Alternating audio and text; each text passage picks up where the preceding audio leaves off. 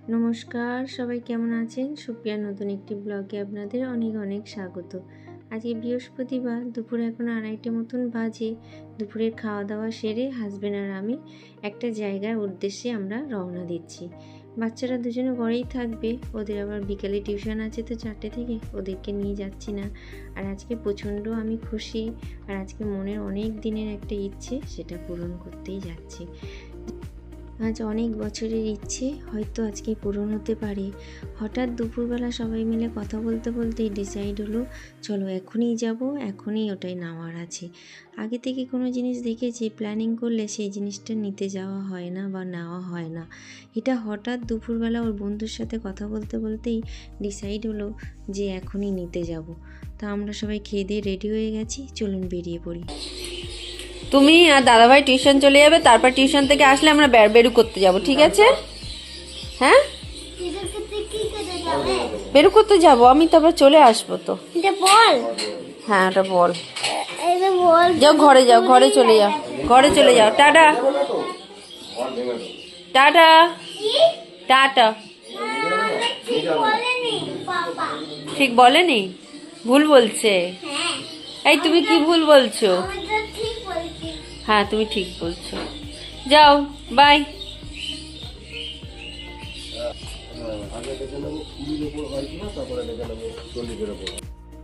চলুন বেরিয়ে পড়ি, অনেকটাই লেট হয়ে গেছে। ওদিকে নীলদা আবার ফোন করছে বারবার যে উনি বেরিয়ে গেছে।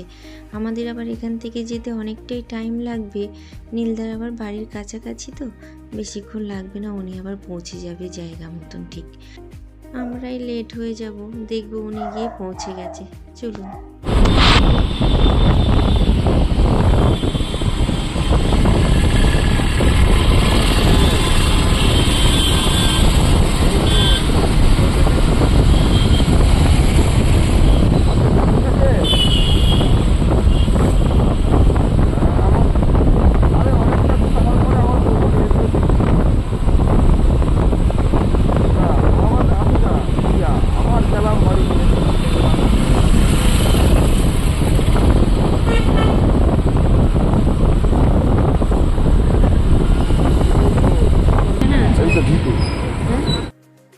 বাস আমরা পৌঁছে গেছি যেখানে আসার ছিল। শোরুমটাই আমরা খুঁজছি।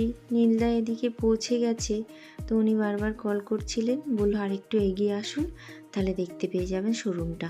আর একটুখানি গেলেই হয়তো মনে দেখতে পাবো শোরুমটা রয়েছে কোথায়।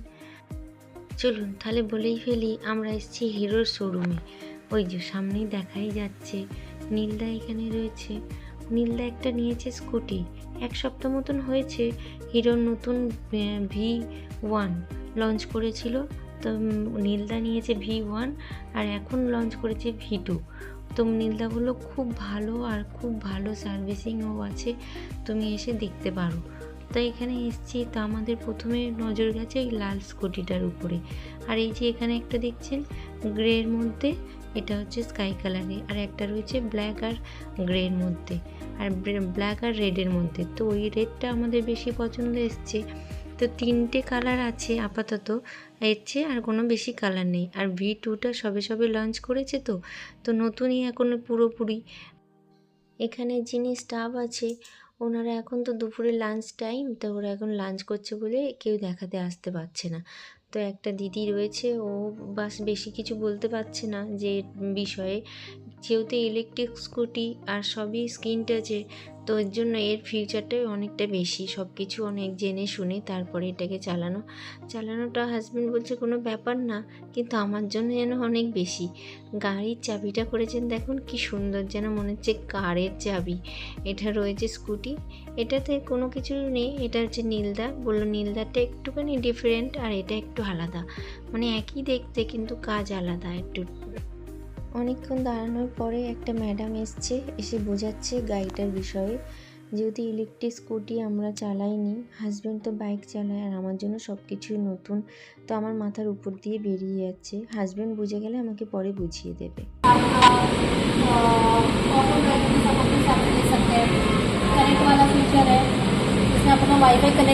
বোঝা যাচ্ছে না এটার জন্য।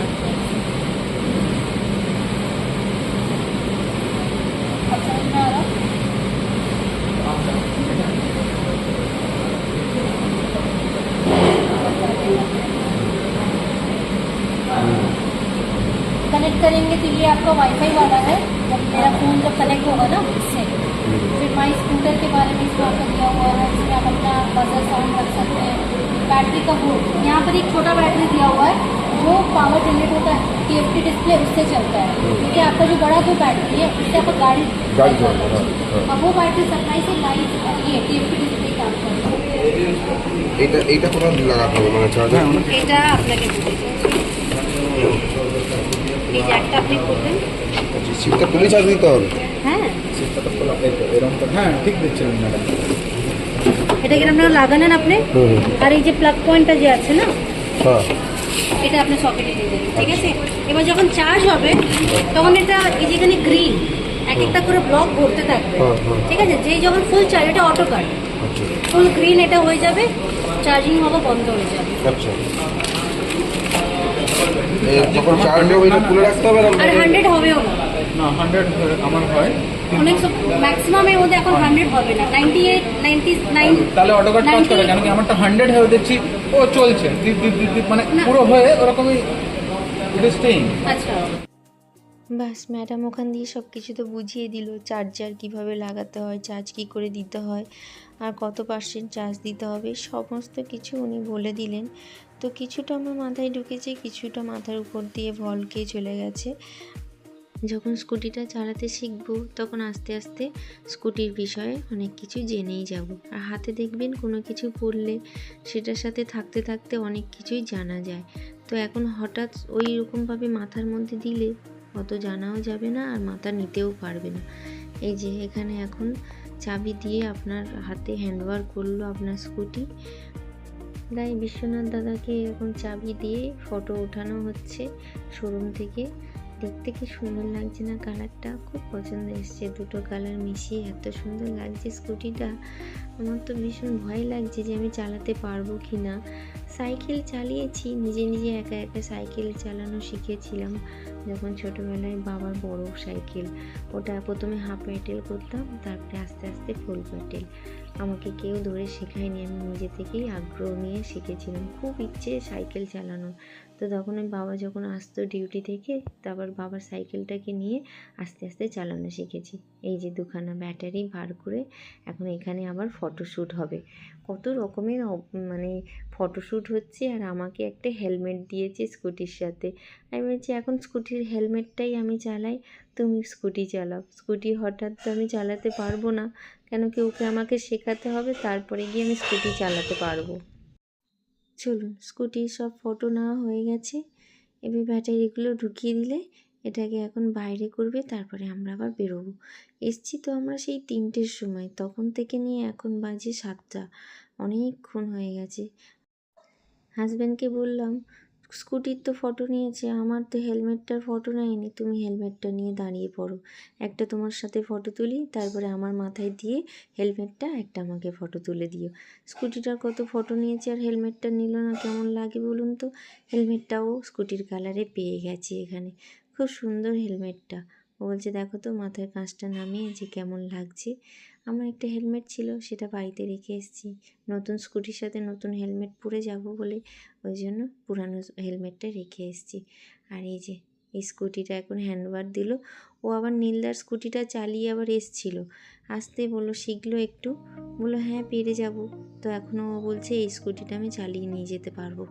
তো ওই ব্যাক গিয়ারে ও কেমন ব্যাক করা যায় সেইগুলো ওই দাদাটা দেখিয়ে দিচ্ছিল, বেশ সুন্দর, ভালোও লাগছে, মনে আনন্দও হচ্ছে স্কুটিটা দেখে।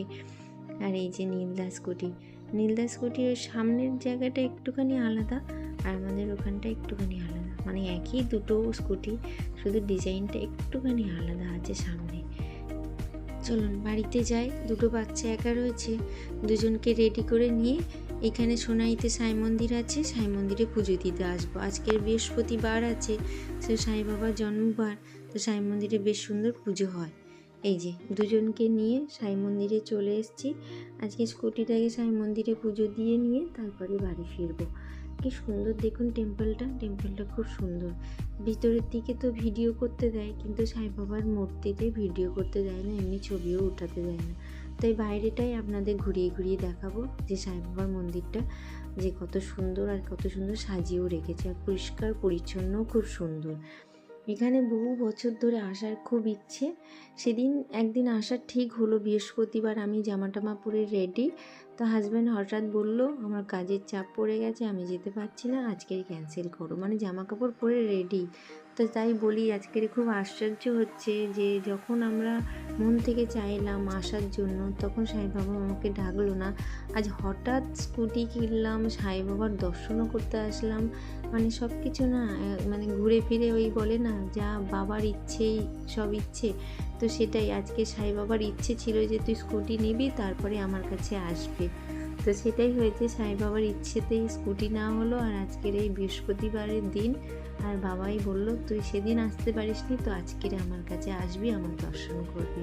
মানে সত্যি আজকে মনটা আমার খুব মানে খুশি আর আনন্দে ভরে যাচ্ছে যে অনেক দিনের ইচ্ছে যে সাই বাবার কাছে গিয়ে পুজো দেবো।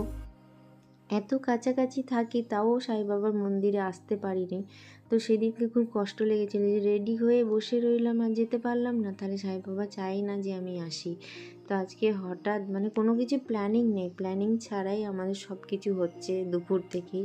তো সাই বাবার মন্দিরে আসাটাও আমাদের প্ল্যানিং ছিল না। তো সাই বাবার মন্দিরেও আসলাম, বাবার দর্শনও করব। এখন আর ওদিকে ভিডিও করতে পারবো না, এখানটাই ভিডিওটা অফ করব। আর এবারে স্কুটিটাকে সাই বাবার দর্শন করে তারপর পুজো করতে নিয়ে যাব। মন্দিরের পিছনে স্কুটিটা দাঁড় করানো রয়েছে, ঠাকুরমশাইকে নিয়ে গিয়ে পুজো দেব। আগে বাবার এখানে পুজো দিয়ে নিই, তারপরে গিয়ে স্কুটি পুজো দেওয়া হবে।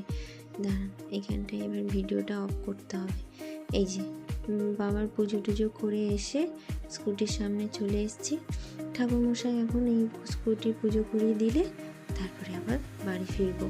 হাজব্যান্ডেরও আজকে তাড়াতাড়ি আছে, দোকানে বারবার দোকান থেকে ফোন আসছে যে অনেকগুলো কাস্টমার দাঁড়িয়ে রয়েছে, ওই জন্য ও একটু তাড়াহুড়ো করছে। সকাল থেকে তো দোকানে যাইনি আমরা, সেই দুপুর থেকে তো রয়েছে শোরুমে। এখন এখান দিয়ে বাড়ি আমাদের পৌঁছিয়ে ও আবার দোকানে যাবে।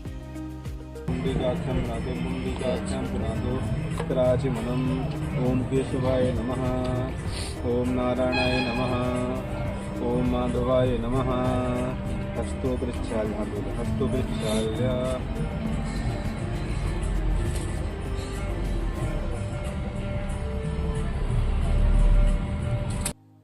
বেটু স্কুটিটা দেখে প্রচণ্ড খুশি হয়েছে যে ও সামনে দাঁড়িয়ে আসতে পারবে। আমাদের আগে যে বাইকটা রয়েছে ওই বাইকে তো সামনে আমরা ওকে বসাই, তো বসে না ভালো করে মাথাটা উঁচু করে বসতে পারে না, কেন কি ওর পাপা না মাথা উঁচু থাকলে রাস্তাটা দেখতে পায় না, ওই জন্য সবসময় ওকে নিচু হয়ে আর বসতে হতো আর ঘাড়ে ব্যথা করতো। এখন খুব সুবিধা হয়েছে, ও দাঁড়িয়ে থাকলেও ওর পাপার কোনো অসুবিধা হয় না, অনেকটাই নিচু আছে। আর ওই গাড়িটাতে ওকে একদম মাথাটা ঝুঁকিয়ে বসতে হতো, ওই জন্য এই গাড়িটা দেখে আর যখন সামনে বসেছে এত খুশি যে বলছে পাপা এইটাই খুব ভালো হয়েছে, আমি সামনে বসে গেলে আমার আর মাথা নিচু করতে হচ্ছে না, একদম মাথা সোজা করে আর সামনে দেখতে দেখতে যাচ্ছি। মানে ও ভাবতো যে এরকম একটা কিছু হলে ওরও খুব সুবিধা হতো। যাই হোক ভালোই হয়েছে, ওকে স্কুলে পৌঁছানো তারপরে বাবাইকে স্কুলে পৌঁছানো। বড্ড আমাদের লেট হয়েছে তো দুজনকে পৌঁছাতে, তো একজনকে ওর পাপা ছাড়লো, একজনকে আমি ছাড়লাম, এরমভাবেই দুজনে ছাড়লে অসুবিধাও হবে না।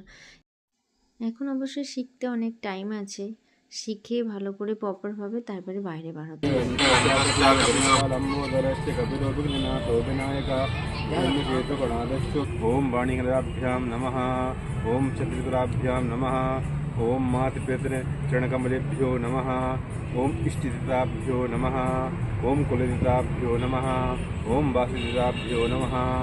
বাস পুজো শেষের পথে, পুজো হলেই আমরা রওনা দেবো বাড়ির দিকে। তো আমার আজকে মনে মনে খুব খুশি হচ্ছে যে কালকে ভ্যালেন্টাইন্স ডে, তো আজকেরই আমার গিফটটা বেশ সুন্দরই মিলল। তো চলুন ভিডিওটা এখানেই শেষ করছি, সবাই ভালো থাকবেন, সুস্থ থাকবেন, নিজেদের খেয়াল রাখবেন। ভিডিওটা ভালো লাগলে